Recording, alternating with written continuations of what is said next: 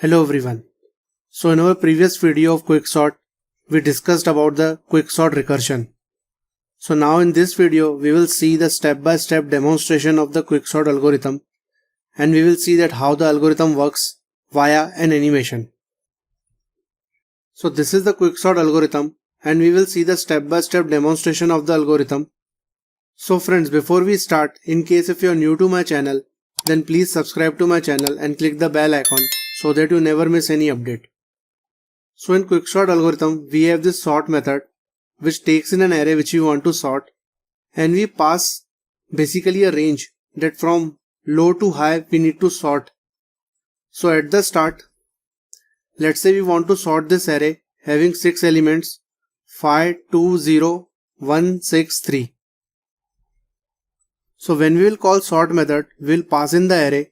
The low will be 0 and high will be array.length -1, which is the last index. So low is 0, which is pointing to 0 index. High is 5, which is pointing to the last index. So we are telling that we need to sort this array completely from 0 index to 5th index. And here you can see that this sort method is recursively calling this sort method again here and here.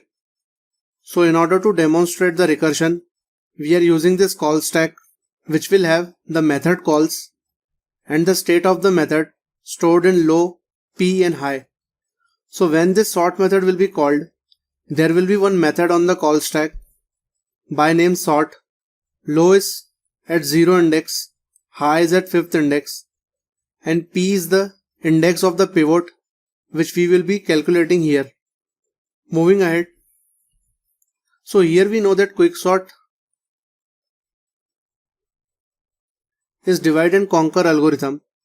So here we actually divide this complex problem of sorting into smaller sub problems, which means that we are dividing this array into two parts, and we keep on dividing the array into this recursive sort methods based on range low and high. So when low will be equal to high or low will be greater than high, when low will be equal to high, so it will be something like this, that low is equal to high. It means we can't further break down the array because it has only one element. So therefore, when this condition will arrive, we need to simply break from this recursion because this sort method is recursively calling this sort and it keeps on going. So when low will be equal to high or greater than high, then we need to tell recursion that we have reached our base case and we need to stop the recursion. So currently low is less than high, low is 0 and high is 5. So this condition comes out to be true. So friends, in our previous video we discussed that how we actually do the quicksort. We first do the pivot selection where we pick up a random element from an array and then we actually partition the array. And we partition the array in such a way that the elements which are smaller than the pivot usually lie on the left side and the elements which are greater than pivot usually lie on the right side, and the equal elements can go on either side. So here this is the first step. We actually call the partition method. We pass the array. We pass the range from low to high. So currently we are telling that we need to partition this complete array. And in this partition method, we actually do the pivot selection and reordering of the array. So this method we have discussed in our previous videos in a greater detail. You can watch that video to get more understanding. But here also we will see that how this partition works. So when we will call partition method, we are leaving this sort method. So the execution point will leave the sort method and the partition method will be on the call stack. So before we leave this sort method, we need to store the state of this sort method, that low was at 0 and high was at 5th index.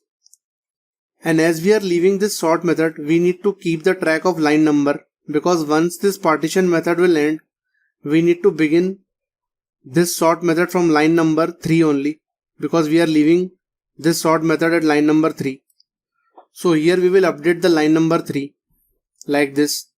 which tells that we are leaving this sort method at line number 3, and when we will come back to this sort method, we will start our execution from line number 3, and when we will start our execution, low will be at 0 and high will be at 5. So we are simply storing the state here. So now we'll see this partition method with this array, low as 0 and high as 5. So we are partitioning this complete array. We have discussed this method in greater detail in our previous videos. You can watch that video so that once we go through it again, you will get more better understanding. So first we do the pivot selection. We can choose any random element from the array as our pivot. We can choose the first element or any element in the middle or the last element. So here we choose the last element as our pivot, which is denoted by the end of this range. So pivot becomes array of high, which is 3. So this is our pivot. And after this pivot selection, our job is to do this partition. Elements lesser than 3 will go on one side, which is on the left side. Elements greater than 3 will go on the right side. And the elements which are equal to pivot can go on either side. So when we perform the partition, we take the help of two variables I and j. Here I and j both starts from low. Currently low is pointing to 0 index. So we are not starting I and j from 0th index. We always start it from the low index. Because currently as we are partitioning complete array, low is pointing to 0. There could be a chance that we only need to partition these 3 elements. So at that moment, low will be at 3rd index. So we need to partition from 3rd index to 5th index. So therefore we create 2 pointers I and j, both starting from low. I is 0 because low is pointing to 0. J is 0. Now as we need to partition, we need to provide a while loop where we traverse each and every element of the array. Using the iterator I, it goes till it is less than equal to high. So this is very important algorithm and it is used in many problems. Here what we do is, we have these 4 pointers and once we partition the array, it looks something like this. Smaller and equal elements to pivot are on the left side. Then we have the pivot and then we have the elements greater than pivot. So this is the ranges, and if we use these 4 pointers, the range varies like this. From low to j-1 we have smaller elements or equal elements to pivot. From j to i-1 we have the elements greater than pivot, and we have discussed this in greater detail in our previous videos as well. From I to high we have elements yet to be traversed. So at the start we need to traverse every element. So from low to j-1 and from j to i-1 we don't have any elements because all the elements are yet to be traversed. Therefore we have provided this condition that this while loop will run till I is less than equal to high. So we'll see how this algorithm works. And also we need to keep this if condition in mind. So here when we are partitioning, we need to compare each and every element with the pivot. And if it is less than pivot, the first thing we do is we simply swap the values at I and jth index in the array. Because as this element is less than equal to pivot, it should come at the starting range because we need to partition it that way. So we will see how these 3 steps work. And if the element is greater than pivot, we do nothing. We simply leave the element there and we traverse I ahead. So this condition is true, I is less than equal to high. So in the if condition we check whether array of I is less than equal to pivot or not. So we are simply checking whether 5 is less than 3 or not. So 5 is greater than 3. So this condition comes out to be false. So when array of I is greater than pivot, which is our case, we simply leave that element there and simply traverse I ahead. So I becomes 1. I is still less than equal to I. Now array of I, which is 2. 2 is less than 3. So this condition comes out to be true. And once this condition comes out to be true, we know that we need to swap the values at I and j index. It means we need to swap 5 and 2. So here, why we are doing this swap is, we need to partition the array in such a way that smaller element should come at the starting range. Then our pivot should come, and then the elements greater than pivot should come. So when array of I is less than equal to pivot, we simply throw the element which is at ith index to jth index and take its value. So when we will do this swap, I will go over these steps quickly. 5 will come here and 2 will go there.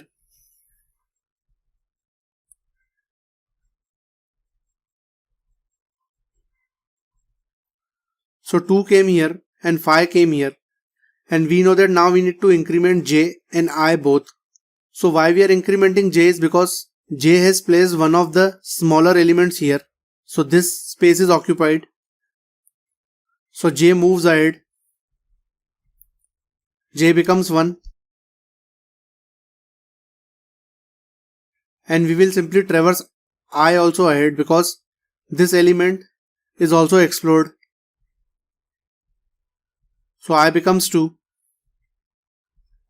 So friends, one thing to note here is, irrespective of any of this condition is met, we simply traverse I ahead in both the cases. So therefore it is written here. Now I is less than equal to I. Array of I, which is 0, it is less than 3. So this condition comes out to be true. So we need to throw 0 to j and take its value by doing this swap. So 0 goes here and 5 comes here.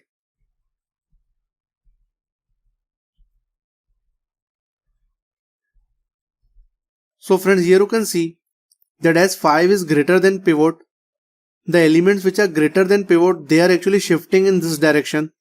But the element which are lesser than pivot, we are simply throwing it to j to put it at that particular index, and j actually holds one of the greater element to pivot, because from j to I minus 1 we have the elements greater than pivot.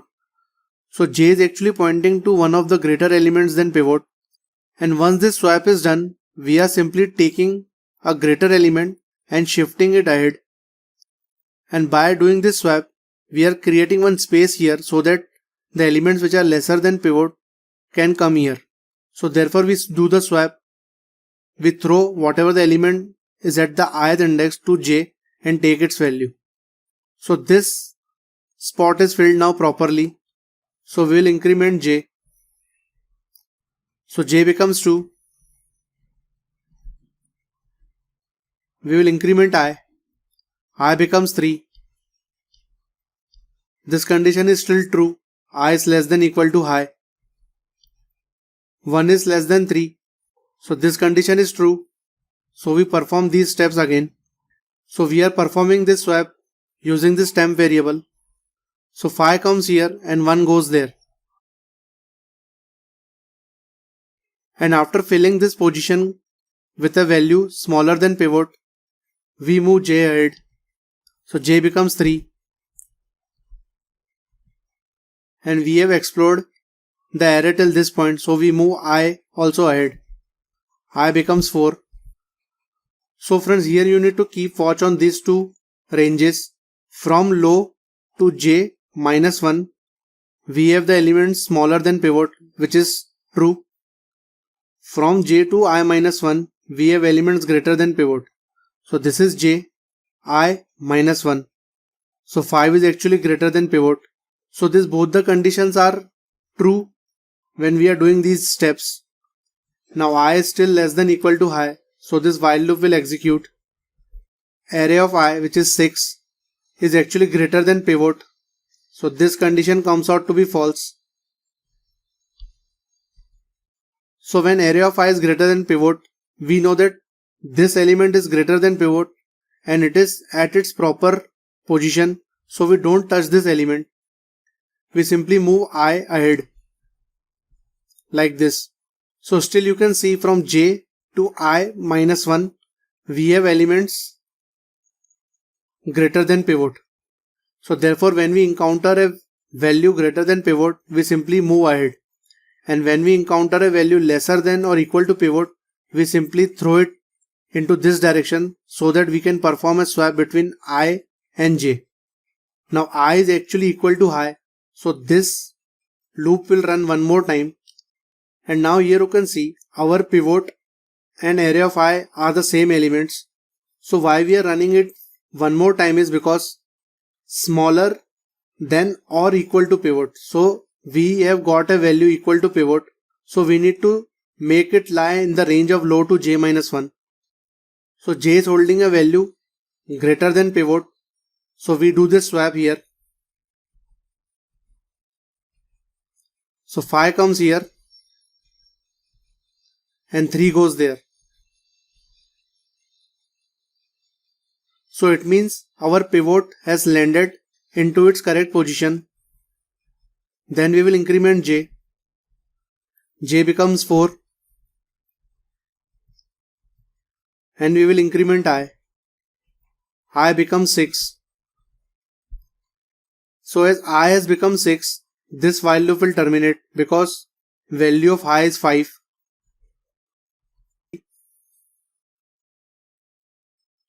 So friends, this partition method does two things. First, it returns the index of the pivot, which is j minus 1, which is 3. And second, it takes in the original array and reorders it such a way that all the elements smaller than pivot are on the left side and all the elements greater than pivot are on the other side. So when this method will end, we will return j minus 1, which is the index of this pivot from where this partition has happened. So the execution point will reach to this sort method and the array has been reordered. We have left this sort method at line number 3. So we will start from line number 3. This partition method has written a value of p, which is the index of pivot, which was 3. So value of p will be 3. Like this here. So this is what we saw in the partition, that all elements smaller than pivot are in this side and greater than pivot are on this side. So friends, here you can see that if I sort this array directly, the sorted array would look like 0, 1, 2, 3, 5 and 6.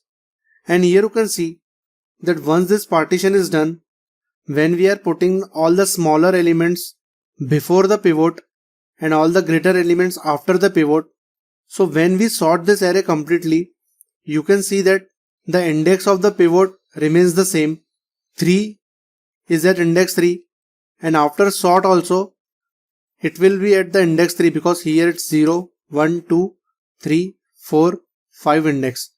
So it remains at the third index only. So this is one important step in the partitioning, that after the partition, pivot is actually at its sorted position.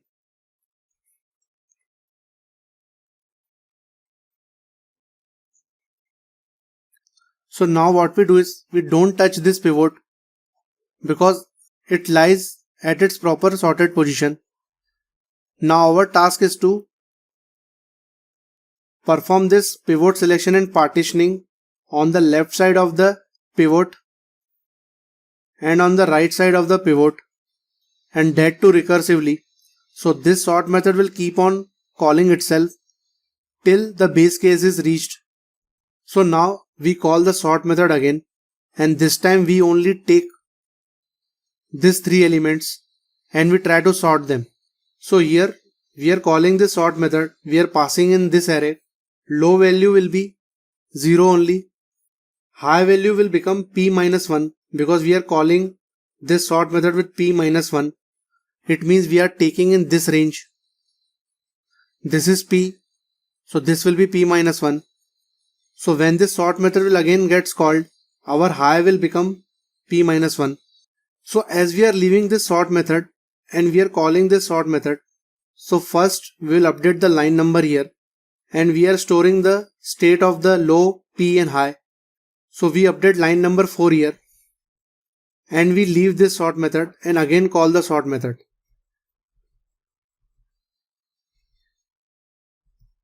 So this sort method will be called with low as 0 and high as P minus 1. So this was our P previously, P minus 1, which is 2.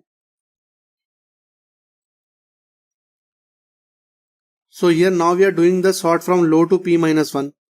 So this is the range of our array which we need to sort now.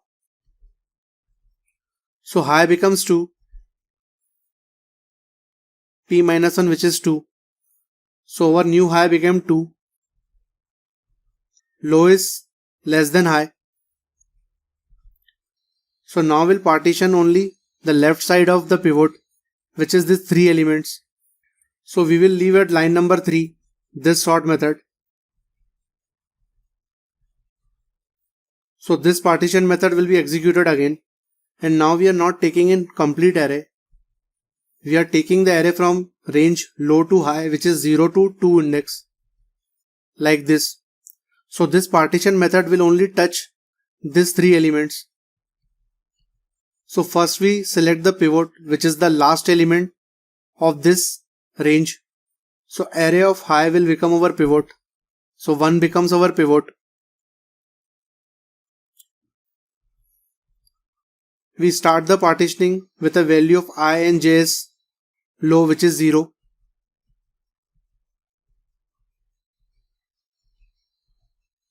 And as we already discussed how this algorithm works, we'll go over this quickly. We need to keep these ranges into mind and these two conditions into mind. So I is less than equal to high. This while loop will execute. Array of I, which is 2, it is greater than pivot, so we do nothing. We simply move ahead. We do I++. I becomes 1. I is still less than high. Now array of I, which is 0, it is less than equal to pivot. It means we need to throw it to j and take its value. So we do this via a swap. So 2 comes here and 0 goes there.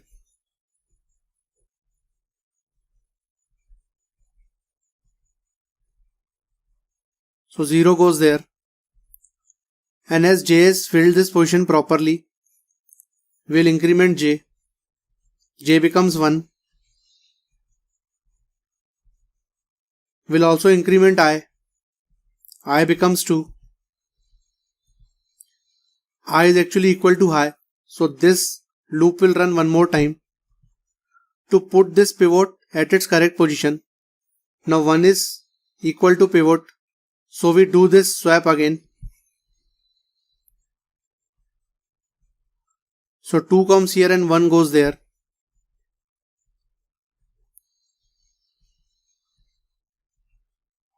Then we increment j. J becomes 2. And we increment I. So I becomes 3.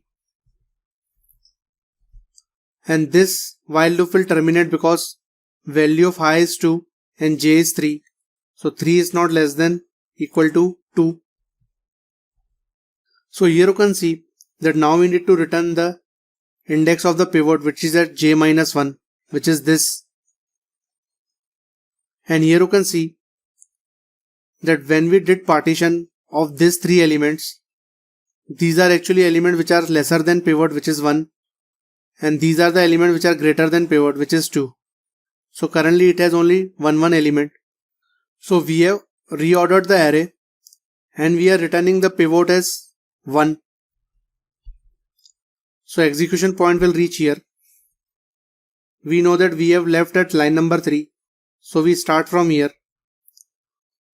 This method returned the value of pivot as 1. So P becomes 1. Like this. So friends, we know that after doing this partition, we recursively call the sort method again. and this time we go from low to p minus 1, which is the left side, and then we go from p plus 1 to high, which is on the right side. So first we go on the left side. So here you can see this recursion is happening till the array is getting divided. So now when we will leave this sort method, we will first update the line number here, which is 4, and then we will call this sort method where low will be 0 and the value of high we pass is p minus 1. So p minus 1 will be 0. So this value will go to high and this value will go to low in the next sort method. So we have updated the line number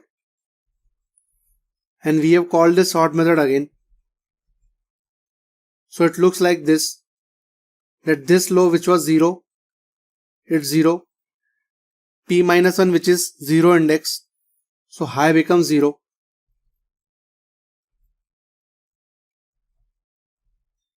So it looks like this.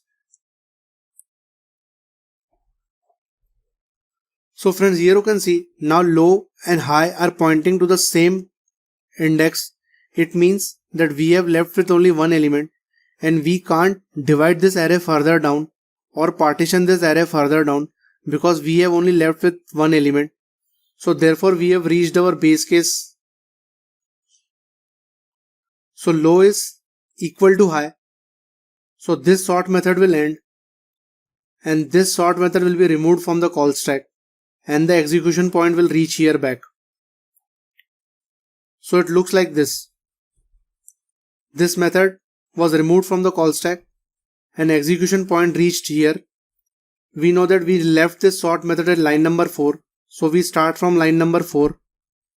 And when we had left this sort method, low was at 0, p was at 1, high was at 2. So we position them back to their respective indexes.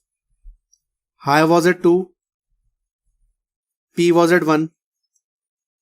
And here you can see that we are done with this left part now. So this sort method is done. And now we go on the right side. So we call this sort method again. Now this time we are passing the value of low as p plus 1. So p is 1 and p plus 1 is 2. So when we go on the right side, the value of low changes, and when we go on the left side, the value of high changes. Here you can see, if you are going on the left, value of high changes. If you are going on the right, value of low changes. So now we will leave this sort method. We first update the line number here, that we are leaving at line number 5.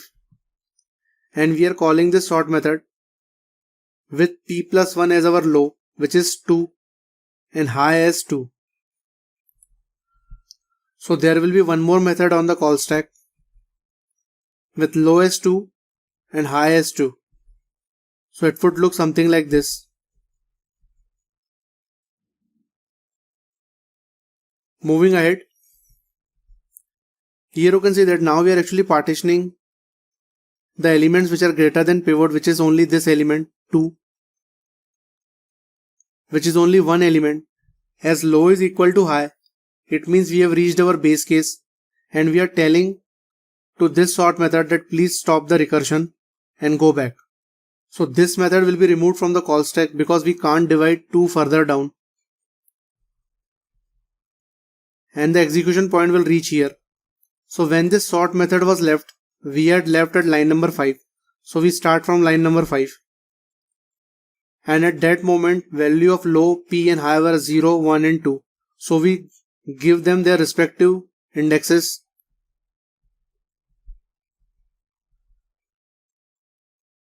So it was like this. And now after executing line number 5, there are no more lines left to be traversed. So this sort method will also end and the execution point will reach to this sort method because this sort method was actually being called by this sort method. So this method will be removed from the call stack. And when we had left this sort method, we had left at line number 4. So we start from line number 4. And at that moment value of low was 0, p was 3 and high was 5.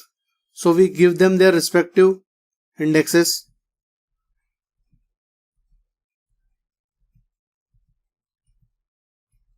So this was the state when we had left this sort method. So here this sort method is done. It means that when we had done our first partition, the pivot came out to be index 3, and in this sort method we went to the left side of the pivot and we did the sorting, and here you can see these 3 elements are sorted. So we had done with this method. Now our task is to go on the right side, call sort method again recursively.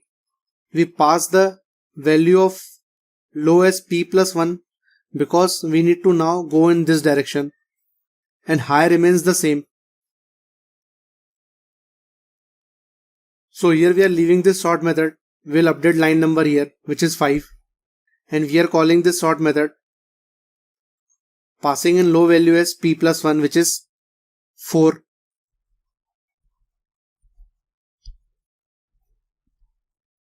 So it looks like this. Low becomes p plus 1, which is 4. So it looks like this. Low is less than high. It means we have 2 elements. It means we can divide this 2 elements further down. So we call the partition method again. We pass in the range from low to high. We are telling we need to partition the array of these 2 elements only. So this is our range. So when we are calling this partition method, we first update the line number here, and we have stored the state already in low and high. So line number 3 comes here. We leave this sort method. We call this partition. We need to partition from low to high, that is in this range. We are not touching this side because we have already done the sorting and partitioning of these elements. So we are now only touching these 2 elements. Array of high will be our pivot. So first we are doing the pivot selection. So 5 becomes our pivot. We create 2 pointers I and j, which start from 4th index.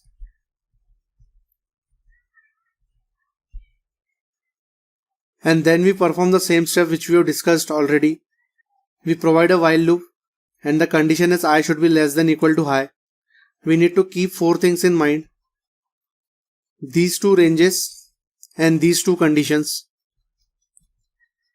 So array of I, which is 6, it is greater than pivot, so we simply traverse ahead. We do nothing. We do I plus plus. I becomes 5. I is equal to high, so this condition is true. Now array of I is 5, and 5 is our pivot as well. So therefore, when array of I is equal to pivot, we need to throw whatever value is at ith index to j and take its value. So we first perform the swap. So 6 comes here and 5 goes there.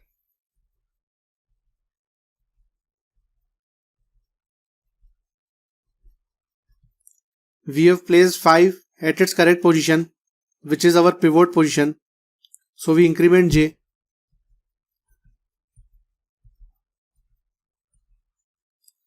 And then we increment I. So now this while loop condition comes out to be false because value of I is 6 and high is 5. So we simply return the pivot index which is at j minus 1. So j minus 1, which is the 4th index. So we return 4 from this partition method, and we have also reordered the array in such a way that all the elements lesser than pivot are on its left side. So currently there are no elements which are lesser than pivot because we are not touching this side. We are touching from low and high. So from low to j minus 1, we have elements smaller than or equal to pivot, which is true. And from j to I, which is 6 minus 1, which is only this element, having a value greater than pivot. So we simply return index 4 from here. So the execution point will reach here. We had left this sort method at line number 3. So we start it from line number 3. The partition method returned the value as 4.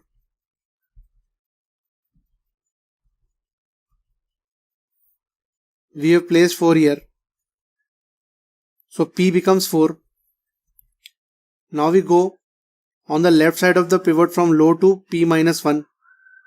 So here you can see low and P are pointing to the same element. So when we call this sort method, we first update the line number, which is 4. And then there will be one sort method on the call stack.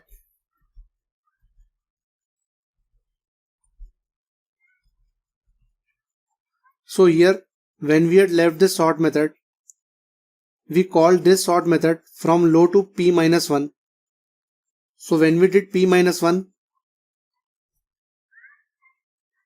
our high became 3. So here you can see that low is actually greater than 3. So it means we have reached our base case, and which makes sense because there are no elements on the left side of the pivot to be divided further down. So we simply return from this method, and the execution point will reach here. We had left at line number 4. So we start from line number 4.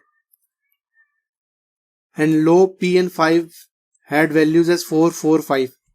So we give them their respective values. 4, 4 and 5. And now we go on the right side of the pivot, which is at P plus 1 to high. So P plus 1 is index 5. So first we update the line number here, because we are leaving this sort method. And then we are calling sort. So there will be one more method on the call stack with P plus 1 as our new low, which is 5, and high remains 5 only. So it looks like this. So here we can't divide this 6 further down. It means we have reached our base case. Low is actually equal to high. So this if block will not be executed. So the condition in if block comes out to be false, and we simply leave this method. So this method will be removed from the call stack, and the execution point will reach here. We had left this sort method at line number 5. So we start from line number 5. And at that moment, low, P and high were at 4, 4 and 5th index. So we reassign them their indexes like this. And as there are no more steps left to traverse for this sort method, so this sort method will also be removed from the call stack, and the execution point will reach here. So when we had left this sort method, we had left at line number 5. So we start from line number 5, and at that moment low, P and high were at 0, 3 and 5th index like this. And also friends, here you can see that after line number 5 we have no statements to execute. So this sort method will also be removed from the call stack. So friends, here you can see after every method got removed from the call stack, we have actually performed the sorting of the array. We have used the quick sort and we have sorted the array. So friend, this was all about the step-by-step demonstration of quicksort algorithm, where this sort method recursively calls this sort method. One is when it goes on the left side of the pivot, which is the smaller elements, and one when it goes on the right side of the pivot, which are the greater elements to pivot. In this partition method, we do the pivot selection and reordering of the array in such a way that smaller or equal elements are on the left side, then our pivot comes, and then the elements greater than pivot comes. So this steps we do recursively till all the elements are sorted. So friend, this was all about quicksort algorithm. I hope you must have liked this video. In case if you are new to my channel, then please subscribe to my channel and click the bell icon so that you never miss any update. Thanks, have a nice day.